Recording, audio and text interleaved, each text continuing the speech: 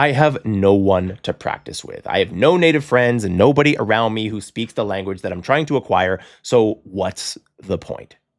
If that's something that you've been saying to yourself or asking yourself, then I've actually got some really good news, especially if it's been something that's been preventing you from starting in the first place.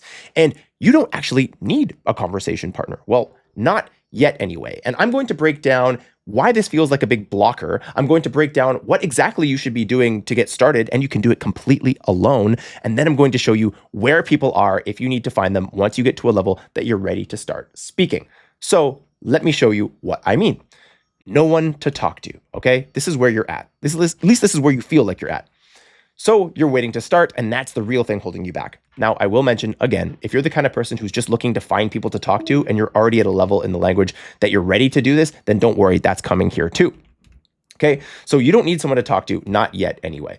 What this video is going to break down is first, why no one to talk to feels like the blocker. Next is what to do first anyway, even if you're in that position right now watching this video, and where the people are when you're ready to start speaking. And I'm going to talk about why you were never actually stuck.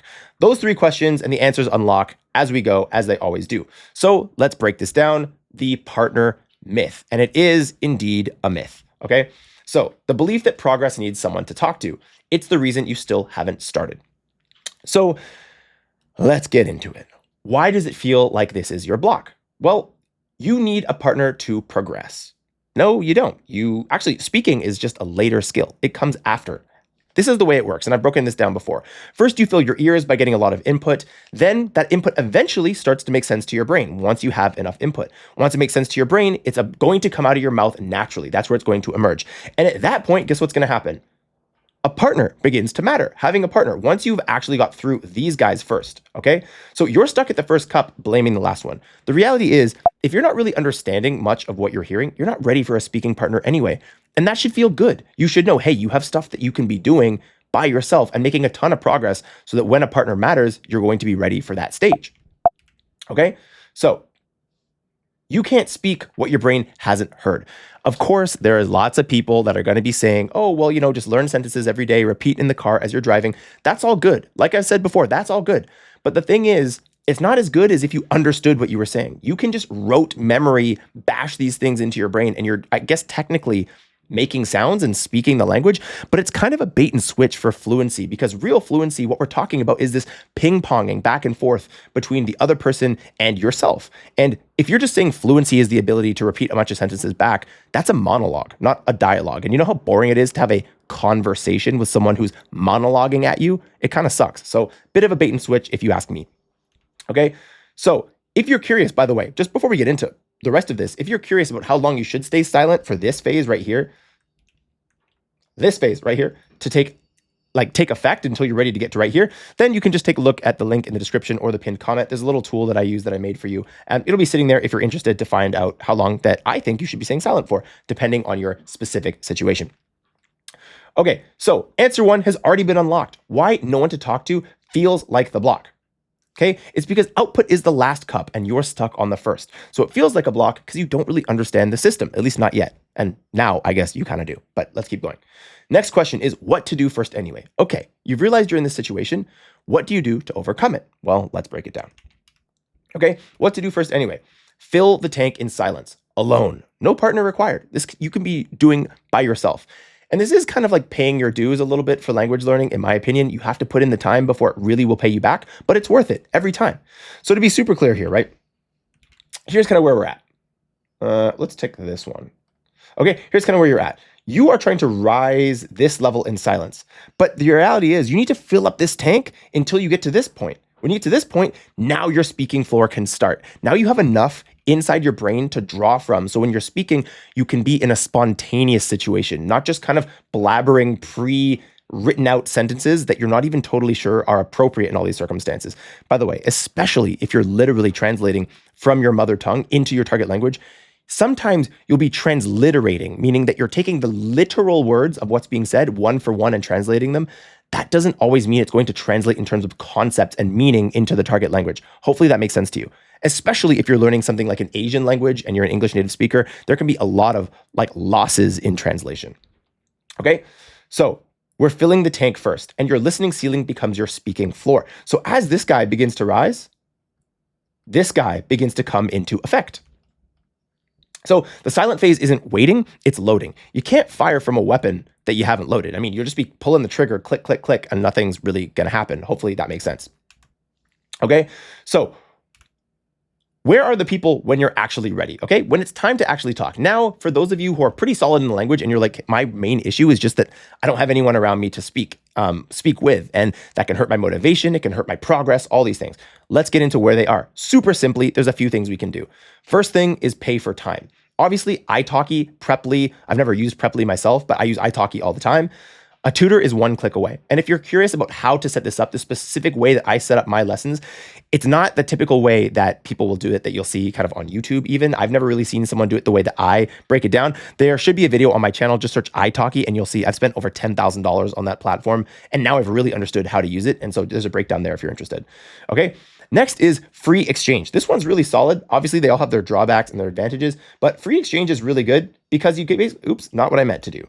But free exchange is basically there all the time, okay? Free exchange, if you want it, is going to be there on all these different platforms. Like I mentioned here, Hello Talk, Omegle, which is now now called Ome TV, language communities online, et cetera, et cetera. Lots of different places to find free things. Obviously, the downside with this is people might not show up. You might not find the people that are actually at your level that you want to talk to, et cetera, et cetera. Paying for time is really valuable if you can afford it because you know they're going to be there and you know that you're both there for a very particular purpose. Next is the community, of course. Learners in every language ready to swap, like a community like my own, for example, or like tons of different communities. You don't have to use mine. Use wherever language learners are, okay? If there's a couple hundred people there, the chances that there's someone there who's acquiring your language is probably pretty high, or at least that you can exchange languages is what I should say, okay? And yourself first. Now, this is one that can be daunting because many people don't know how to do this, but don't worry, it's pretty straightforward. One thing you can do is narrate your day, and self-talk is a real rep. You can basically just say, hey, here's what I did today and talk about that. If that gets really boring, you can tell a movie back to yourself where you can say, hey, Harry Potter, here's what happens. And you can attempt to say that back. And you can also just ask AI for prompts. It feels weird and clunky the first few times, but as you get into it, you get used to doing it and it might even become a habit for you. Some of the best non-native speakers, a lot of people have talked about how self-talk is just this amazing tool where you can narrate what you're doing. Again, feels clunky and weird to start, but that disappears quickly. Give it a shot. Okay, so a conversation partner is a solved problem, not a wall. Don't tell yourself I can't get going because I don't have someone to talk to. You do. It's yourself, or it's any of these options that are all solid. Rotate between them. So answer number 2, unlocked. What to do first anyway is load in silence. Then the speaking floor comes later. So now we just also talked about where the people are when you're ready. We just kind of got into that. So maybe this slide is a little bit backwards, but the point is now you know where to go find them. Come